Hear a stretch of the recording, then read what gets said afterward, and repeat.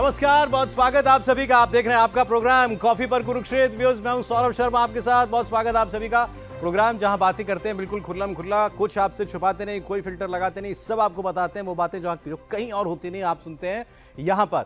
आज की बातचीत बहुत मजेदार होने जा रही है और आज की बातचीत बहुत इंपॉर्टेंट है, क्योंकि अभी आने वाले कुछ महीनों में, कुछ हफ्तों के अंदर जो चुनाव होने जा रहे हैं, उसमें जो सबसे बड़ा प्रदेश है जहां चुनाव होगा वो है महाराष्ट्र। और महाराष्ट्र में सियासी ऊंट किस करवट बैठेगा, बड़े बड़े फन्ने खां भी इसको अभी तक पकड़ नहीं पा रहे हैं। हमारे पकड़ लेते हैं तो सर लेकिन और कोई नहीं पकड़ पा रहा है कि महाराष्ट्र में हो क्या रहा है। अब देखें, महाराष्ट्र में दोनों तरफ जो है तिकड़ी बनी हुई है, उधर भी इधर भी। और अब एक एनकाउंटर ने सबको जैसे एक उम्मीद जगा दी है। एनकाउंटर में बदलापुर में वो जो बच्चियों से दुष्कर्म का मामला था, आरोपी था, उसकी पुलिस एनकाउंटर में मौत हो गई। अदालत ने बड़े तीखे सवाल, सख्त सवाल भी पूछे हैं पुलिस से, लेकिन इसके बावजूद जो क्रेडिट लेने की जो वहां होड़ लगी हुई है वो बता रहा है कि एनकाउंटर इस चुनाव में कितना बड़ा बनता बन सकता है। खैर, सारी बातें होंगी। आप बस अपना रिमोट साइड में रख के आज की बातचीत सुनते जाइए, क्योंकि आज एक बड़े खास मेहमान और इस शो में पहली बार आ रहे हैं। वो मेहमान भी हमारे साथ हैं। आर राजगोपालन साहब, देश के जाने माने पत्रकार हैं। सर, बहुत स्वागत आपका। आज तो कहीं आतिशबाजी हो रही होगी सर, बाहर कहीं लोग लेके बैठे होंगे कि अभी कोई फायरवर्क्स होंगे। महाराष्ट्र का तमिल का एक संबंध है, मैं अभी बोलने वाला हूँ, ये सस्पेंस है। क्या बात नहीं, कही था सस्पेंस है। प्रदीप सिंह जी सर हमारे साथ हैं। सर, बहुत स्वागत आपका। शांतनु गुप्ता जी मेरे दोस्त प्रोग्राम में आ चुके हैं। शांतनु जी, बहुत स्वागत आपका। सर, क्या है अभी आज ये एनकाउंटर हुआ है, एनकाउंटर के बाद में पोस्टर दिखा दूं आपको। महाराष्ट्र में जो पोस्टर छपे हैं, ये देखिए साहब, ये फडणवीस साहब का पहले पोस्टर, ये होम मिनिस्टर है। एनकाउंटर के बाद बदलापुर में जो आरोपी था उसका बदला पूरा हो गया। हाथ में उनके थमा दी गई रिवॉल्वर, एक हाथ में यहाँ पर दे दी गई असॉल्ट राइफल, और ये पोस्टर छापा है कि ये इन्होंने किया है। ये दूसरा, अब पार्टी अलग है, सरकार भले एक हो, पार्टी तो अलग है एक नाथ शिंदे जी की। ये देखिए, इनके इस पर लिखा है धर्मवीर एक नाथ शिंदे, जिन्होंने वो काम किया जिसकी सब लोग, जो जनता चाह रही थी कि इस आरोपी के साथ ऐसे ही होना चाहिए, वो हुआ है। तो इस किस्म की पोस्टरबाजी सर वहां पर चल रही है। तो कुछ इस सरकार में भी कुछ नंबर 1, नंबर 2, 3 वैसे तो है भाई, मुख्यमंत्री उप मुख्यमंत्री, लेकिन रियल नंबर 1 कौन है, उसका कोई झगड़ा है क्या? नहीं, ऐसे नहीं है। आने वाले रियल नंबर 1 तो कल दौड़ा में जा रहे नरेंद्र मोदी, रियल नंबर 1 वही है। बाकी तो जोड़ी नंबर 2, नंबर 3 अलग है। कल से कहाँ 5 प्रोग्राम में नरेंद्र मोदी साहब का। ये बदलापुर तो सीरियस इशू है, इस तरफ भी देखो उस तरफ भी देखो।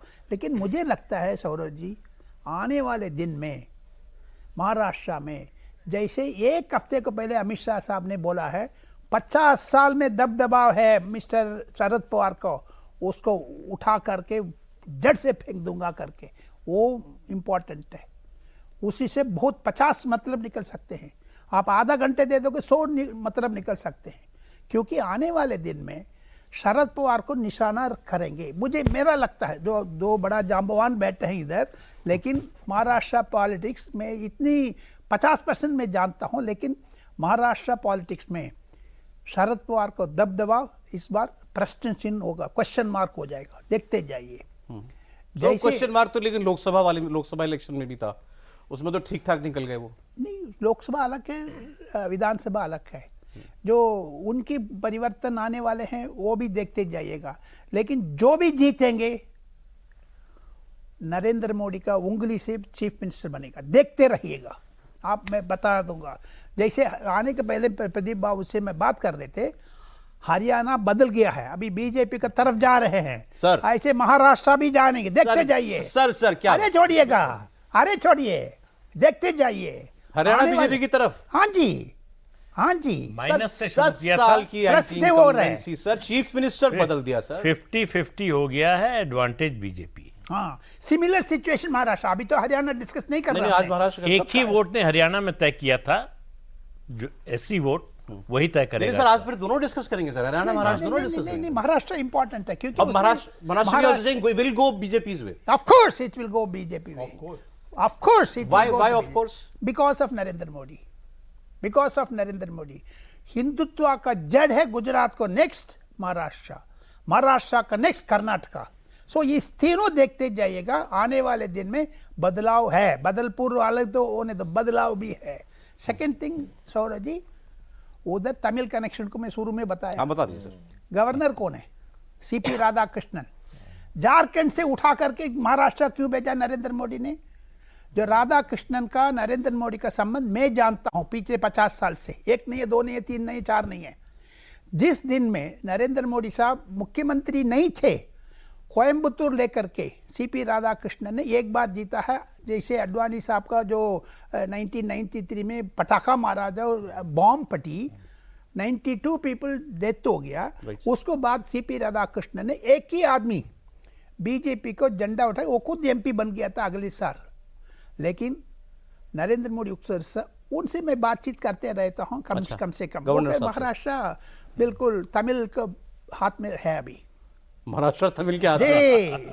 सर इसके और मतलब निकाल लेंगे लोग। निकालने दो। गवर्नर साहब के हाथ में बहुत कुछ होता है। निकालने दो। गवर्नर साहब ने सुबह 7 बजे शपथ दिलाई थी सर महाराष्ट्र में। कोई बात नहीं, वो सिचुएशन तो बदलेगा, क्योंकि नरेंद्र मोदी का कॉन्फिडेंट उधर बैठे हैं। ये चुनाव के बाद, चुनाव के पहले देखे जाए। उनके कॉन्फिडेंट वहां बैठे हैं, उनके कॉन्फिडेंट आप बैठे हैं, रिपोर्ट सारी आपके पास है। मैं अधिक टाइम नहीं लूंगा, क्योंकि प्रदीप बाबू, शांतनु बाबू बोलेंगे। अब लेकिन आपने बात ही ऐसी कर दी है सर कि मतलब आज वो कहने के लिए तैयार है महाराष्ट्र बीजेपी की तरफ जाएगा। देखिए, एक बात तो बड़े विश्वास के साथ कही जा सकती है कि लोकसभा चुनाव और विधानसभा चुनाव में बहुत अंतर दिखाई देगा आपको। शरद पवार की अभी आप बात कर रहे थे, एक मराठी के बड़े मशहूर संपादक हुए हैं नीलकंठ खाडीलकर, राइट सर।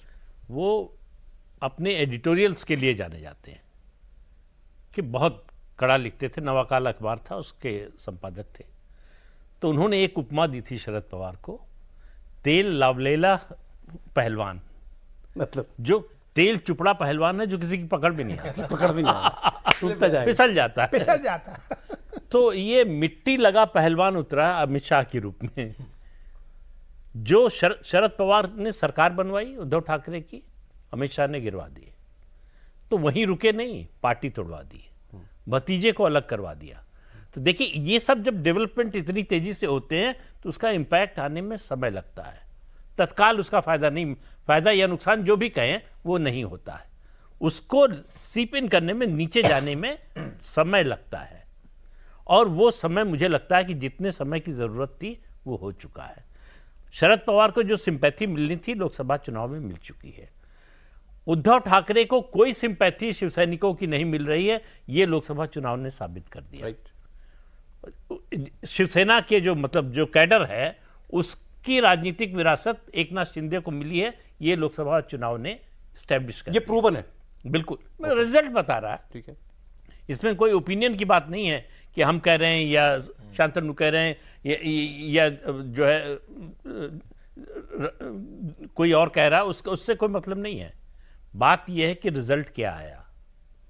जहां जहां उद्धव ठाकरे की पार्टी और एकनाथ शिंदे की पार्टी ये लड़ी, वहां स्ट्राइक रेट एकनाथ शिंदे की पार्टी का बेहतर रहा। एक बात, उस समय कई मुद्दे थे। प्याज के एक्सपोर्ट का मुद्दा था, कॉटन के एक्सपोर्ट का मुद्दा था, किसानों के कई मुद्दे थे जो बीजेपी सरकार के खिलाफ जा रहे थे। मराठा आरक्षण का मुद्दा था। तो और ये पार्टियों के टूटने से लोग खुश नहीं थे कि जिस तरह से बीजेपी ने दोनों पार्टियों को तोड़ा, उसको लोगों ने पसंद नहीं किया। और उसके अलावा अजीत पवार का बीजेपी के साथ आना, ये बीजेपी के वर्कर को भी पसंद नहीं आया, समर्थकों को तो नहीं आया। लेकिन वो सब इशू अब जो है सेटल हो चुका है। उस पर जो नाराजगी जाहिर करनी थी या संतोष जाहिर करना था, वो सब निकल चुका है। सर मैं आ रहा हूं इस पर, आपको बताना भूल गया, हैशटैग कॉफी पर कुरुक्षेत्र भेजिए अपने कमेंट्स। आज जरूर लूंगा, आपके कमेंट कल रह गए थे, आज जरूर लूंगा सर। लेकिन जनता के सामने तो इन 5 साल में 2 सरकार चली, 2 chief minister, Uddhav Thackeray and Eknath Shinde. सीधे सीधे कंपेयर करेंगे ना, वो उद्धव ठाकरे की चलती सरकार गिरवाई गई बीच में 2-2.5 साल के बाद। उद्धव ठाकरे खुद कहते हैं मैंने बड़ा अच्छा काम किया था, मुझे लोग कहते हैं कि मैंने बड़ा अच्छा काम किया था। नहीं कहता कि मैंने, कहते सब हैं वो, ये कहते हैं, लोग कहते हैं मैंने बड़ा अच्छा काम किया था। एकनाथ शिंदे जब स्टार्ट हुए थे तो थोड़ा उनको टाइम लगा था रवा होने में। अब मुझे नहीं पता वहां वो रवा हो गए। हाँ, तो सीधे सीधे कंपैरिजन है ना। जिस तरह का उन्होंने अभी एक इंटरव्यू में जवाब दिया, उद्धव ठाकरे ने कुछ कहा था कि चीफ मिनिस्टर को ऐसे काम करना चाहिए, तो उसके जवाब में मैं कहा कि चीफ मिनिस्टर को क्या घर में बैठ के फेसबुक लाइव करना चाहिए कि जनता के बीच में जाना उद्धव ठाकरे चाहिए। के लिए। हाँ, उद्धव ठाकरे के लिए कहा। तो उन्होंने कहा कि लोगों से मिलना चाहिए, लोगों का दुख सुख जानिए, घर में बैठकर अगर आप राजनीति करेंगे, ये काम जो है वो मुख्यमंत्री का नहीं है। फिर उन्होंने बाला साहब ठाकरे को कोट किया। उन्होंने कहा हमारी सरकार बनी जब 95 में बनी है, तो इसका ये मतलब नहीं कि लोग समस्या लेकर आए तो उनको भटकना पड़े। मंत्री जाएगा मंत्रालय में नीचे मिलने, बोले मैं वही कर रहा हूं। हो रहा है ये? हाँ, ये उनका दावा है। अब उसमें कितनी सच्चाई अलग है, लेकिन उद्धव ठाकरे के समय नहीं हो रहा था। वो दफ्तर ही नहीं आते थे, तो नीचे जाके मिलने, ऊपर आके मिलने का कोई सवाल ही वो नहीं। ठाकरे है सर। हाँ, तो वो उस जनता ने बता दिया कि आप वो ठाकरे नहीं है जो बाला साहब ठाकरे थे। अच्छा, वो रुतबा उनका रुतबा बिल्कुल अलग था। वो जो उनका स्टेचर था, उनकी जो लोकप्रियता थी, उनकी जो विश्वसनीयता थी, उसकी तुलना किसी से, मैं शिंदे से भी नहीं कर सकता, उद्धव ठाकरे से तो बिल्कुल नहीं कर सकता। तो बाला साहब ठाकरे की बात छोड़ दीजिए, सवाल अब ये है कि ये विधानसभा चुनाव तय करेगा कि उनकी पॉलिटिकल लीगेसी किसके पास जाएगी। पूरी full and final. Full and final. ठीक है। तो शिवसेना जो है, अभी तो चुनाव आयोग ने दिया है एकनाथ शिंदे को, अब जनता जनता देगी कि नहीं। अच्छा, वैसे हमने यहाँ देखिए आज नाम दिया था प्रोग्राम का फडणवीस फैक्टर। एक ये एक्स फैक्टर इस टीम के पास है जो सरकार में है। Devendra Fadnavis by and large सबका कहना है कि भाई एक लोकप्रिय नेता है, दाग नहीं है कोई उनकी इमेज के ऊपर, नौजवान है, सब कुछ है और 5 साल अच्छी सरकार चला चुके हैं। तो सौरभ, जब मैं योगी आदित्यनाथ के बारे में बात करता था तो हम लोग बिल्कुल बात सामने से कहते थे कि अगर कहीं पे डबल इंजन मैनिफेस्ट होता है तो यूपी में होता है, असम में होता है और महाराष्ट्र में होता है। और अगर आप देवेंद्र फडणवीस को देखें तो आते वो पॉलिटिकल फैमिली से, उनके पिताजी एमएलसी थे। बड़ी इंटरेस्टिंग बात आती है कि वो एक जिस स्कूल में पढ़ते थे वो था इंदिरा कॉन्वेंट स्कूल था। और इमरजेंसी के बाद जब उनके पिताजी जेल गए तो उन्होंने खुद बालकपन में कहा कि मैं स्कूल में नहीं पढ़ूंगा, और फिर वो सरस्वती शिशु मंदिर में नागपुर में जाने लगे। ऐसे कम नेता हैं जो इंग्लिश, हिंदी, मराठी में बात कर सकते हैं, जर्मनी में भी उनकी पढ़ाई हुई है, मैनेजमेंट पढ़े हुए हैं, तो वो कंफर्टेबल है। मेरा उनसे मिलना हुआ इनसे कंफर्टेबल है, इनसे कंफर्टेबल है, बहुत बहुत अच्छी रिलेशनशिप। बल्कि इनके ऑफिस में एक है जो मेरे आईडीएस के एक आईएएस ऑफिसर हैं, बताते हैं। और देखिए, ऐसे कम नेता हैं जो एबीवीपी में रहे, कॉर्पोरेटर रहे, मेयर रहे, पूरे प्रदेश के अध्यक्ष रहे, सीएम रहे, डीसीएम रहे। बड़ी अच्छी यात्रा है। मतलब अगर किसी को अगर पॉलिटिकल फैमिली से आता भी तो सीखने जैसा है कि भाई आप बिल्कुल जाइए ना, राहुल गांधी ऊपर से आएंगे, बिल फाड़ेंगे, आप ट्रेनिंग लीजिए, आप बिल्कुल नीचे से ऊपर रहे। और बहुत सारी चीजें नीचे से ऊपर और फिर नीचे, नीचे ये बड़ी इंपॉर्टेंट बात है कि इसमें भी मैं गरिमा बनकर रखा हुआ हूँ। और देखिए कई सारे ये एडजस्ट करना, मुख्यमंत्री से डिप्टी सीएम हो जाएं, जो आपके सामने मंत्री के रूप में आके खड़ा होता था, और उतनी ग्रेस से हाँ, वो प्रेजेंट है सबके एक सामने। भी खबर ऐसी आपको नहीं मिलेगी कुछ कि कहा जाए कि दोनों में झगड़ा हो गया, इस बात पे लड़ाई हो गई, मनमुटाव हो गया, या उन्होंने उनका अपमान कर दिया या उन्होंने अपमान कर दिया। एक सीक्रेट बता दूं। अरे भैया, मैं एक सीक्रेट बता दूं। बताएं। जिस दिन फडणवीस साहब का डिप्टी चीफ मिनिस्टर का दिल्ली से फोन गया था, नड्डा साहब कमरे में मैं बैठे थे। मैं एक रहस्य में बोलने वाला हूं, आज कुल्लम कुल्ला बोल देंगे, देखे कुरुक्षेत्र होने दो, जाने दो, देखा जाएगा सर। आप सीधा राजभवन जाइए, इन्होंने कुछ सल्किंग था, सम डिफरेंस, डेफिनेटली ये पांचों अंगली बराबर नहीं है। ठीक। इन्होंने अगले मिनट गाड़ी ले पहुंच गया। पहुंचने के बाद नड्डा साहब से फोन किया, तब तक ये नहीं, नड्डा साहब ने बुला करके देवेंद्र फडणवीस भी शामिल होंगे। That is leadership, that is Devendra Fadnavis. उनके श्रेय इसीलिए जाते हैं, आने वाले दिन में देवेंद्र फडणवीस का रूप है ना जी, वो बिल्कुल महाराष्ट्र को हित में जाएगा। अनदर थिंग, आपने जो वरिष्ठ पत्रकार को बीच में नहीं बोलना चाहता हूं, आरएसएस फैक्टर भी इंपॉर्टेंट है महाराष्ट्र चुनाव में। अजीत पवार को कटेगा, देखते जाइए। So this are all certain things before election, देखते जाइए। अभी बिफोर इलेक्शन जो भी आने दो, नरेंद्र मोदी की बात याद कर लीजिए। इसी प्रोग्राम में बोला था उन्होंने, याद दिलाइए। उन्होंने कहा था कि ये जो कॉम्बिनेशन है दोनों तरफ, उनमें से कोई एक टूटेगा। राइटर मुझे याद है, प्रदीप गुप्ता आए थे सिफोलॉजिस्ट, उन्होंने कहा था दोनों तरफ से कोई एक टूटेगा। आपने बता दिया कौन? उसमें इधर अजीत उधर उद्धव, यही दो हैं। उद्धव का मुश्किल लग रहा है तो अजीत ही। तो एक टूटेगा तो आएगा भी कोई नहीं, देखा जाएगा। टूट के अकेले तो खा लेना। देखा जाएगा। चुनाव से सुनिए, पहले नवंबर 10 तारीख करीब चुनाव का लगभग होगा, रफली। Right sir. उसके बाद नवंबर 15 तारीख के बाद, नवंबर 20 के बाद पार्लियामेंट शुरू हो जाएगा। ये वक्फ बोर्ड इंट्रोड्यूस करेगा, ये सारा रोल आउट हुआ। एक महाराष्ट्र चुनाव से लंबी तार पकड़ेगा, देखते जाइए। ये 5 साल को स्टेबिलिटी नरेंद्र मोदी का महाराष्ट्र से मिलने वाले हैं। गजब बात सौरभ, एक हम क्रेडिट देवेंद्र फडणवीस को देना बार बार भूल जाते हैं क्योंकि वो सरकार 2019 में नहीं बन पाई उस चीटिंग के कारण। ये बीजेपी की प्रो इनकम्बेंसी की बहुत सारी सरकारें, मुख्यमंत्री बनता है तो 1 बार बनता है, 2 बार बनता है, 3 बार बनता है। इन्होंने महाराष्ट्र जो भाजपा के लिए पहली बार एक नया स्टेट था, अच्छी वजह से आए थे, दोबारा चौथे नंबर की पार्टी से पहले नंबर की पार्टी से, और फिर दोबारा वो तो शिवसेना ने धोखा दे दिया और दोबारा लिया। बड़ी मेजॉरिटी से तो दोबारा आए इनका ही थे। मतलब 5 साल महाराष्ट्र जैसे कॉम्प्लिकेटेड स्टेट में दोबारा सरकार बनाना आसान नहीं है। कांग्रेस भी नहीं आसानी से बना पाई, तो वो क्रेडिट हम भूल जाते हैं क्योंकि वो सरकार नहीं बन पाई ठीक से, उसमें आगे पीछे हो गया। और बहुत सारे जैसे प्रयोग, जैसे सीएम फेलोशिप, यंग, इनकी टीम में आप देखेंगे नरेंद्र मोदी की तरह यंग इनकी सोशल मीडिया के लोग, इनकी टीम के लोग, वो इनके ऑफिस जाए तो आपको दिखता है बहुत वाइब्रेंसी रहती है इनके ऑफिस में। जब भी मेरा इनसे मिलना हुआ 1-2 बार, बल्कि मेरी एक भाजपा पे किताब है जिसका मराठी वर्जन का तर्जुमा जो हुआ उसमें फॉरवर्ड लिखा, तो मैं गया पुणे में, उसका लॉन्च हुआ और मैं मंच में था इनके साथ। तो मैंने कहा कि मैं श्री राम की धरती से आया हूँ, मैं श्री कृष्ण की धरती से आया हूँ और सबको मेरा प्रणाम। उन्होंने कहा जो श्री राम की धरती से आए, जो श्री कृष्ण की धरती आए, शिवाजी की धरती से उनको, उन ऐसे शांतनु जी को प्रणाम। तो बड़ी मतलब मैं एक छोटा पत्रकार हूँ, उन्होंने बड़े सम्मान के साथ, तो मैंने देखा है जो ये यंग लोगों को जो नर्चर करते हैं उसमें वो काबिलियत देखी मुझे बहुत अच्छे से। सर दूसरी तरफ की स्ट्रेंथ क्या है, मतलब उद्धव ठाकरे, कांग्रेस और शरद पवार की? मुस्लिम वोट। राहुल गांधी बड़ा स्ट्रेंथ है।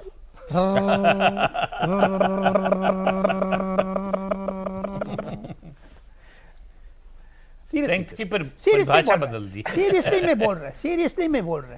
नहीं, दूसरी 2 बार राहुल गांधी नहीं मान रहे। ये पिलू मोदी साहब था, हाँ लोकसभा में एमपी, बड़ा मोटा था, हाँ, वो IMCA करके आ जाता, वो ही यूज्ड टू से इंदिरा गांधी का loud mouth, because I used to cover parliament 77 से 78, 69, 80 टाइम को मैं बोल रहा हूँ। उसी की तरह राहुल गांधी नमूना निकला अभी। सर दुगना कर दी सीट, नहीं, आप दुगना नमूना नहीं, बोल रहे हो। नहीं, राहुल गांधी का तो अभी देखो, पटोले साहब क्या बोल रहे हैं, उद्धव साहब कांग्रेस का इतना हो गया।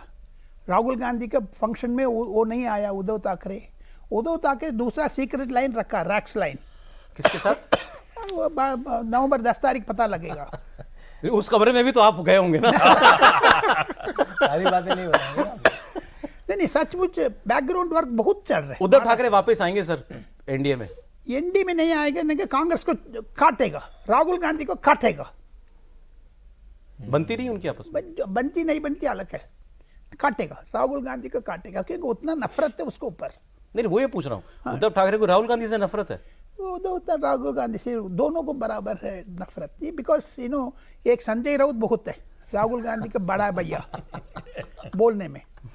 राहुल गांधी का बड़ा, मैं हमेशा कहता हूं विश्वनाथ प्रताप सिंह का छोटा भाई राहुल गांधी का छोटा भाई संजय राउत बहुत है।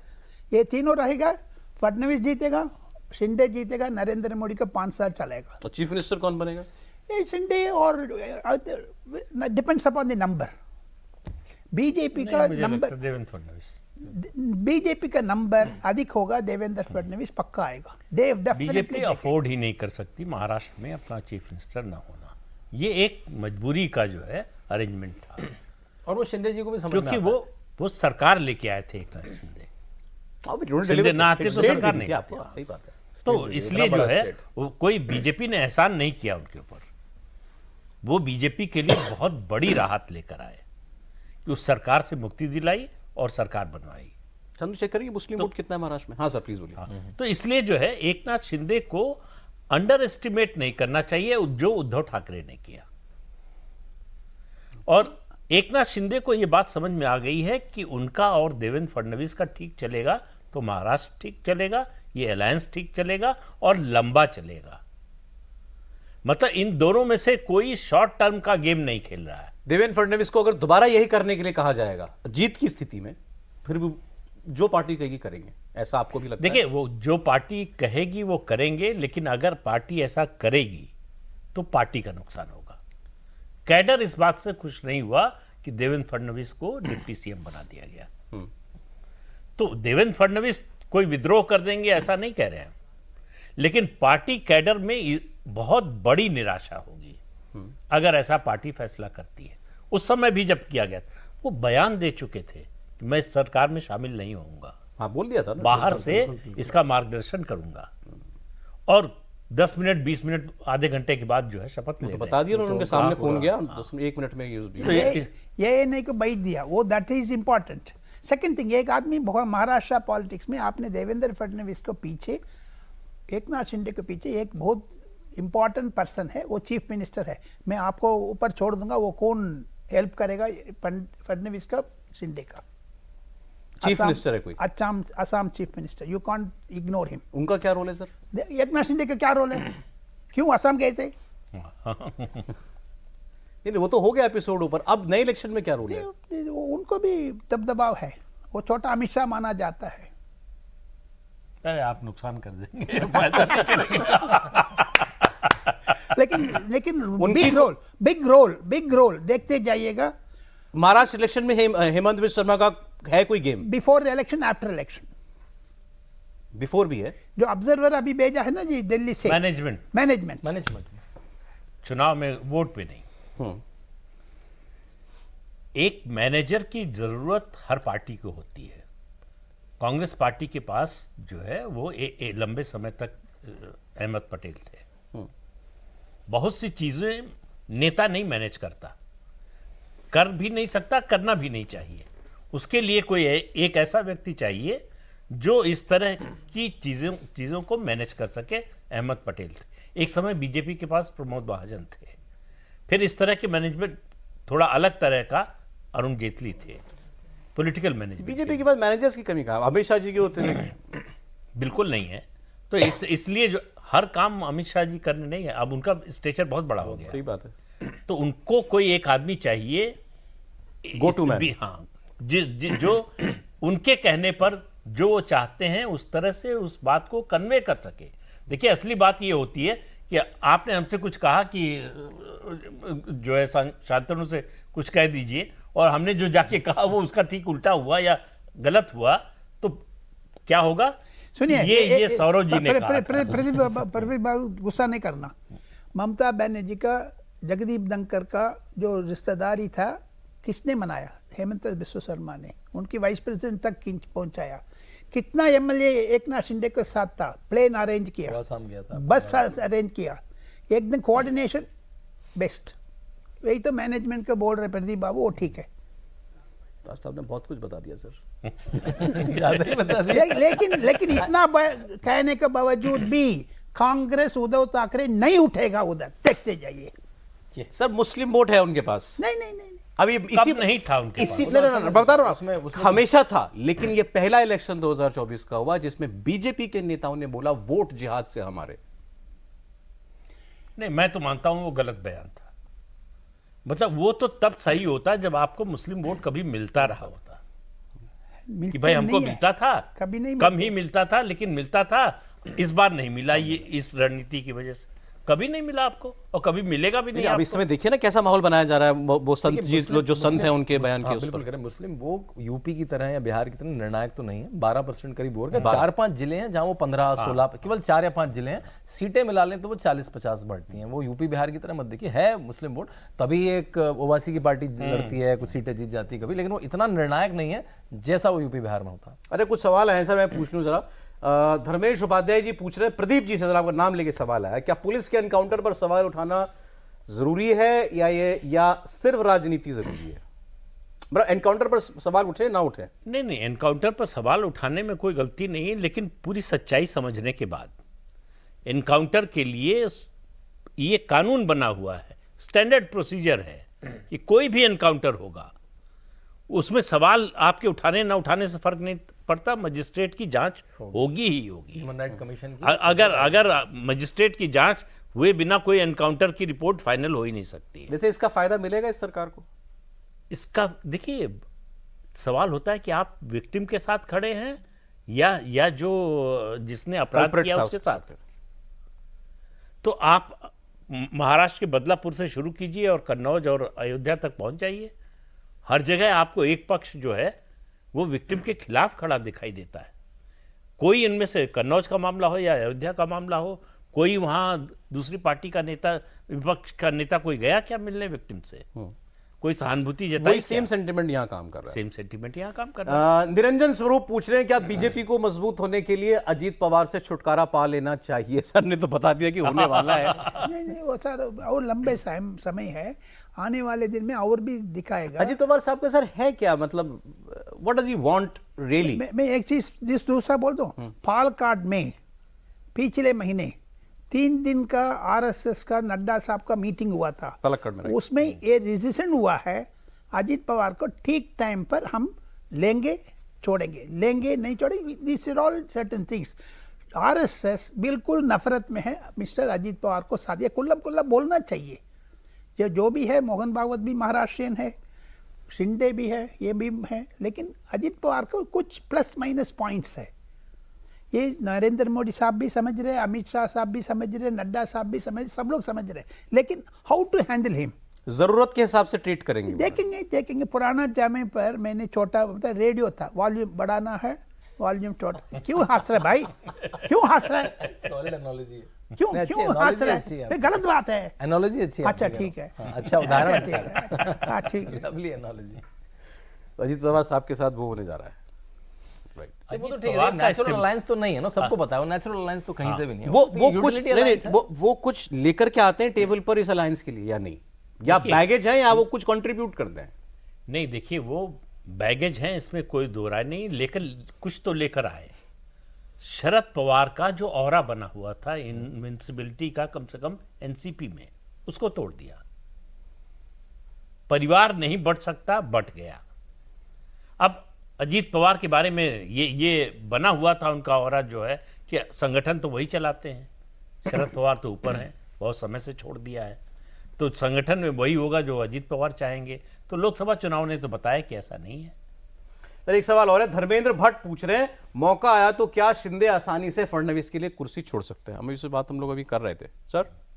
नहीं शांतनु बोलेगा भाई, हम क्या बोलते रहना ठीक नहीं है। देखिए जो हमने ऐसे एग्जाम्पल देखे हैं विद इन पार्टी देखे, चाहे वो चंपई सोरेन के हों, चाहे जितेंद्र राम मांझी के हों, अभी हम आतिशी देख रहे हैं, वो कर तो रही हूँ कुर्सी उर्सी लगा के, लेकिन मेरे ख्याल से नेता को अपना कद की समझ होती है, और अगर उनको लंबा चलना है तो मेरे ख्याल से पार्टनरशिप में चल के लंबा जाएंगे, और जो पार्टी का मतलब जो एनडीए का डिसीजन होगा उसके साथ जाएंगे। उनको भी पता है कि मैं किस परिस्थिति में कब सीएम बना और अब मेरा स्टेक है नहीं है। मेरे ख्याल वो उद्धव जी की तरह वो 1.5 साल नहीं चलेंगे, मुझे ऐसा लगता है उनका व्यवहार देख के अभी तक। भाई वो 40 विधायकों, अभी की बात कर ले, 40 विधायकों के नेता है। देवेंद्र फडणवीस 105 के नेता है। तो नंबर्स विल डिसाइड। उस समय क्योंकि क्रिटिकल था उनका नहीं, movement। नंबर्स उससे पहले सीट डिस्ट्रीब्यूशन में तय हो डिस्ट्रीब्यूशन में पता लग जाएगा। सर अब लोगों को थोड़ा बोनस देना पड़ेगा। सर आज आप आए तो हरियाणा का भी बताई दीजिए। हरियाणा इसके बाद नहीं, महाराष्ट्र में एक दो से इम्पोर्टेंट पॉइंट डिस्कस करना पड़ेगा। कुरुक्षेत्र शो में राइट सर। नितिन गडकरी क्या है? आप क्यों बोल रहे नहीं उसके बारे में? नहीं, बोलना चाहिए। क्या बताए ना सर गडकरी क्यों साहब? बार बार वो he is echoing the views of RSS leader, क्यों? ये भी सम इंटरनल डिस्कशन है। महाराष्ट्र चुनाव के बाद वो गवर्नर भी बन सकते हैं। गवर्नर भी? हाँ जी। सो सारा आने वाली उन्होंने कहा कि मुझे प्रधानमंत्री बना रहे थे, मैं नहीं बना। अभी बोला तो गवर्नर तो इम्पोर्टेंट, आपको जो मिले आज बोल। नहीं, उन्होंने ये नहीं कहा कि मैं प्रधानमंत्री बनना चाहता था, नहीं बन पाया। और आज नहीं, जब राष्ट्रीय अध्यक्ष बना था तब से वो मानकर चल रहे थे। सर समय खत्म हो गया। स्टिल हरियाणा में सर, हरियाणा बीजेपी में बीजेपी साइड प्लस जो BJP। आने के पहले जो मेरे माइंड में था, प्रदीप बाबू का माइंड, दोनों एक ही है। आने वाले क्योंकि कुमारी शैलजा का दखलअंदाज नहीं करना। आज बर्थडे, उसको जन्मदिन मुबारक भी दे दो, कोई दिक्कत नहीं। हैप्पी बर्थडे बस। एक दिन जो हर क्षेत्र में ये औरत को रूप में सचिन पायलट है, मैडम कुमारी शैलजा। बहुत कह दिया सर ने, फिर तो मजा आया आपको आज? बहुत आया, सर को बुलाते रहिए। Thank you so much sir, special हो गया आपके आने से आज हमारा शो। बहुत शुक्रिया आज प्रोग्राम में, उम्मीद करता हूँ आपको भी मजा आया हो। सर प्रदीप जी बहुत शुक्रिया सर, आपका प्रोग्राम में रोज की तरीके से। शांतु बहुत शुक्रिया आपका।